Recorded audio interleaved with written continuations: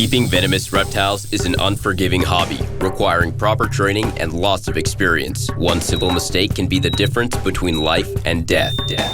Remember, the most venomous snake in the world is the one that just bit you. There are no venomous snakes with training wheels. Just because you see Viperkeeper handle snakes a certain way does not mean you should try it too. It's a very upset Rhino Viper. And I would stand back if I were you. Oh, you're going to open it? Yes, because the water dish needs to be exchanged.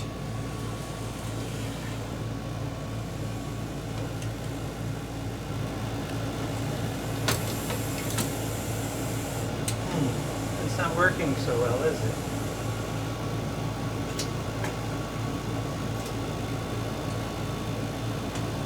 Yes, I saw you strike at me.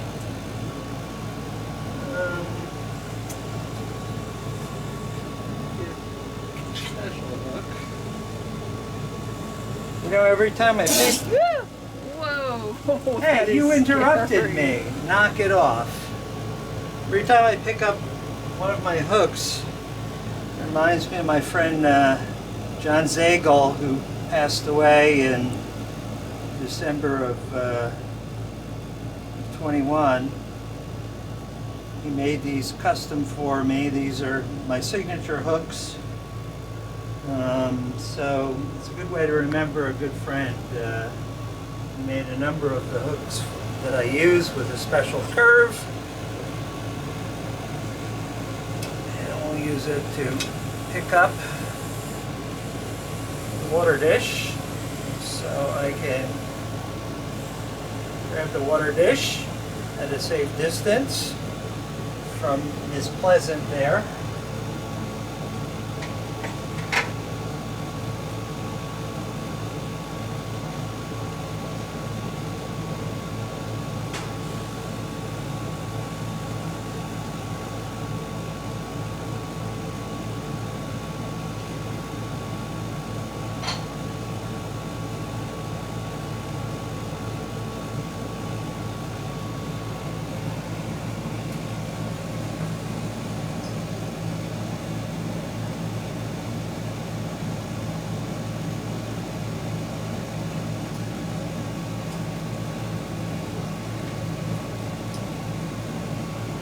I had come into the room to feed the green rocket baby that's still hanging out, and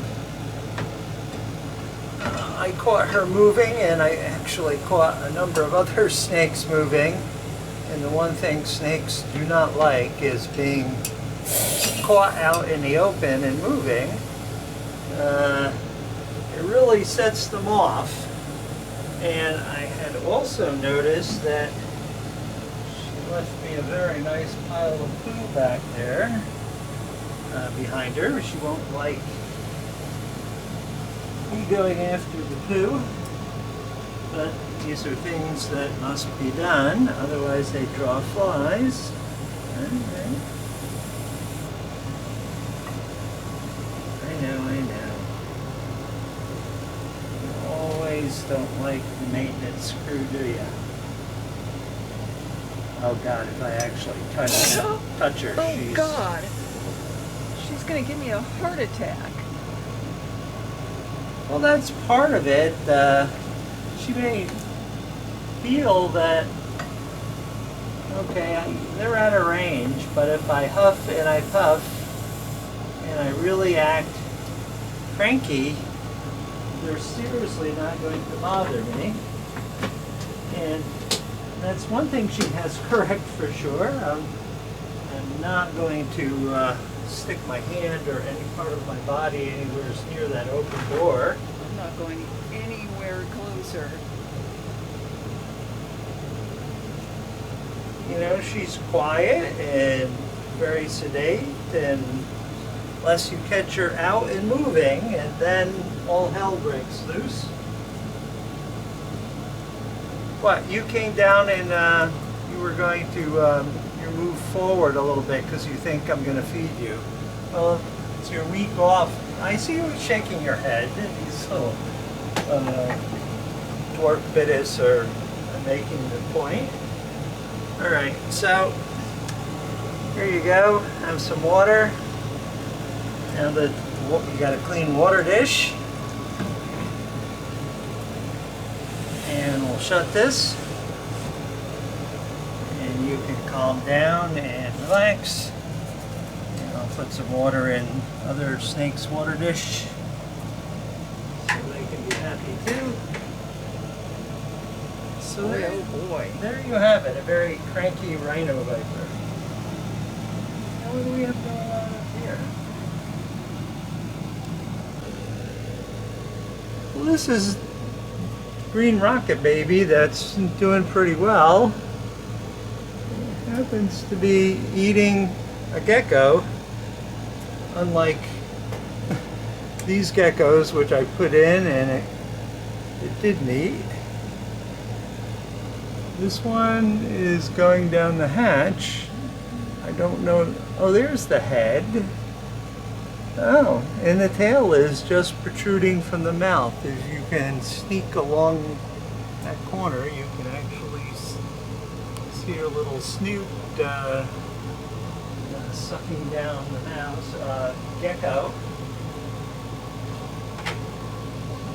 Reminds me I should probably order some geckos. Because we still have some baby Insularis that are going to need to be fed, as well as the male Elapsodea.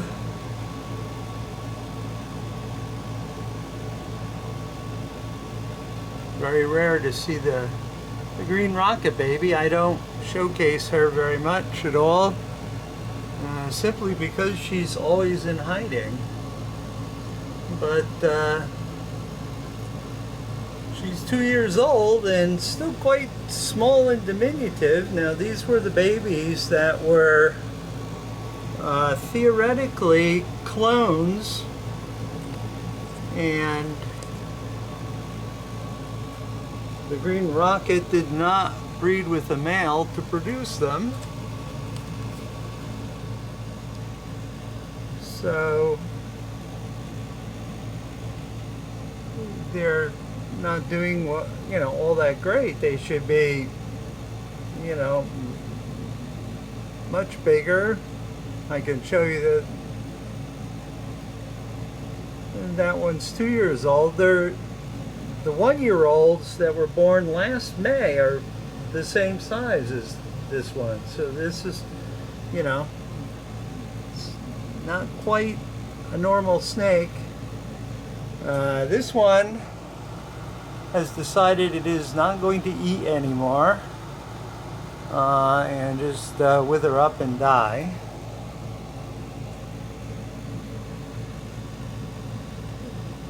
And generally speaking, I offer it food.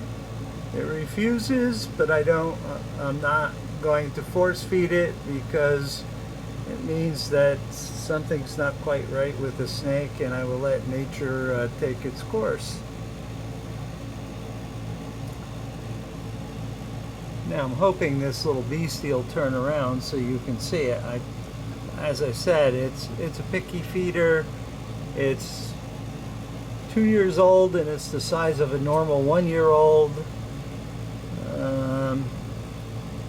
But it's one of Rocket's clones, and I really would like to see this snake reach adulthood whenever it gets around to it.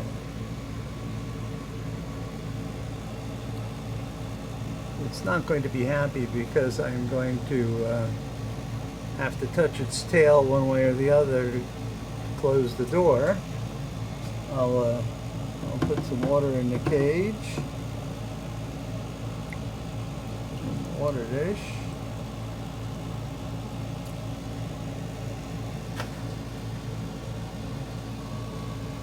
It's back there eating, but I don't think we're going to get the opportunity to see it, unfortunately.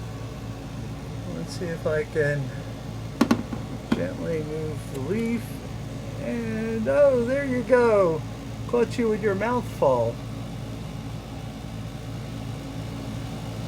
There you go.